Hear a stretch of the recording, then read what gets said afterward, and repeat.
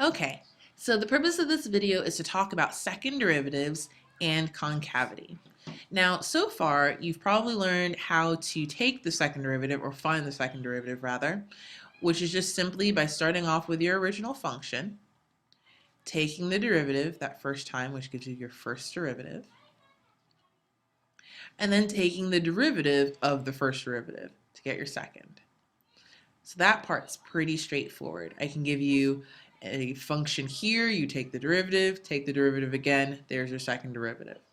The part that becomes a little bit more interesting is understanding what happens with your function graphically when you're using your original function, first derivative and second derivative. So we know that with the first derivative, we could connect to this idea of slope, meaning that your function is either going up or coming down. It's increasing or decreasing, okay? But then with the second derivative, it connects to something a little bit more subtle, and it's this idea of concavity. Now, the word concavity may potentially remind you of the word concave. So think something from maybe a physical science class, where you were talking about concave and convex lenses, and it's the idea of the curvature of that lens. So you may have a lens that looks like this, and light bounces in here and then heads back out, okay? Well, that curvature right through there, that's part of why we call it concave. And that's what you're going to see when you're talking about your function. The second derivative is connecting to the curvature of your function. So just like the first derivative tells you the slope, the second derivative tells you the concavity. And in particular, you have a couple different choices when it comes to concavity. You can have a shape that is concave up. So it looks like a smiley face, if you will. So we can say it's positive. Or you could have a function that has a portion that is concave down. That looks like a sad face. Okay? So this type of curvature is connected to what's happening with your second derivative. So if I know in a particular section what my second derivative is, then I know, or at least have an idea of what the function is doing curvature-wise. Now, of course, you would want to notice that when you're looking at this curve, on this portion of the curve right through here, we're decreasing, right? And then we're increasing. If we're talking about the first derivative, remember slope? Okay, so here we're decreasing, so we have this decreasing over here, and then we're increasing on this side. And if you notice, the opposite is happening when you're concave down. Instead of starting off with the decrease, you're actually increasing over here. So it's increasing on this side as well. And then on this side, it's decreasing. So that's part of how we can use concavity along with our slope, along with the slope, to figure out what our function looks like. All those pieces together. So to make better sense of this, since just showing you a couple of smiley faces and sad faces doesn't really help a whole bunch, we're going to have a table that we'll reference. And that's what this space is for below. And in this table, we're going to divide up into 4 sections based on what our first derivative is and what our second derivative is. Again, based on just simply that second derivative, I don't know exactly what the function looks like.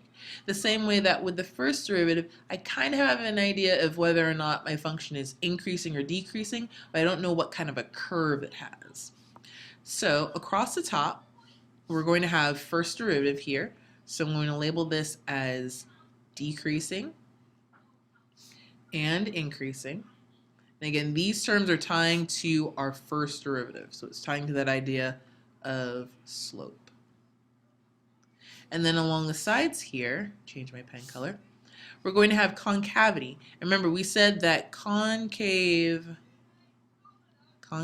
up is the one that looks like the smiley face. If you want to remember, the U is up, right? And then you also have concave down, and that's our sad face. Okay? So when it comes to concave up, and you have decreasing and increasing, well, remember that curve that we drew over here, the one that was in pink? That's concave up. So we know that this section, this first section is where we're decreasing, and the second section is where we're increasing. So let's go ahead and write that in here. A decreasing function that is concave up is going to have that kind of a shape. So it's going to be going down, but it's going to have its curvature in that direction. And then if it's increasing and concave up, it has that matching other side. So it's going to look like that. So that's its curvature up. All right, and then if we look at a concave down, it will have almost the opposite thing happening. And this is a part that's really important about connecting your first and your second derivative. So concave down, we know it's going to be a sad face. Decreasing means that I am concave down, so think about what that sad face looks like. I'm not going to draw this portion because that's the part that's increasing. I want just this side. That's the part that's decreasing. So we will write it in as this shape. So that's what your curvature looks like when you're concave down, meaning that second derivative is negative, and your first derivative, which is your slope, is also negative. That's what the shape is going to look like.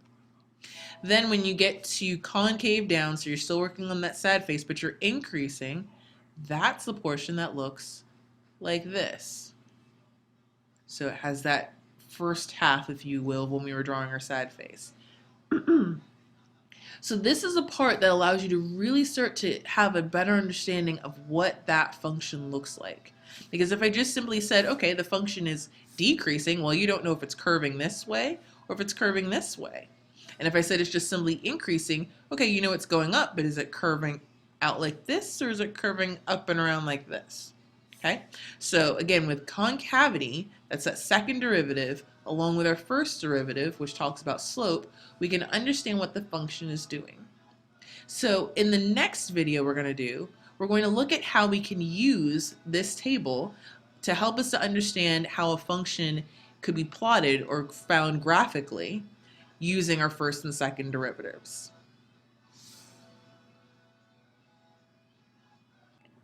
And just to finish up to make sure we've got this, concave up, that's when your second derivative, that second derivative is positive, all right? And then concave down is when that second derivative is negative, all right? And with our decreasing and increasing, that's talking about our first derivative, that slope. So we say decreasing is when our first derivative is negative, and then increasing is when our first derivative is positive. This is a really handy table to have when you're practicing how to graph a function, because sometimes it is hard to remember, okay, what exactly does that curve kind of look like and feel like?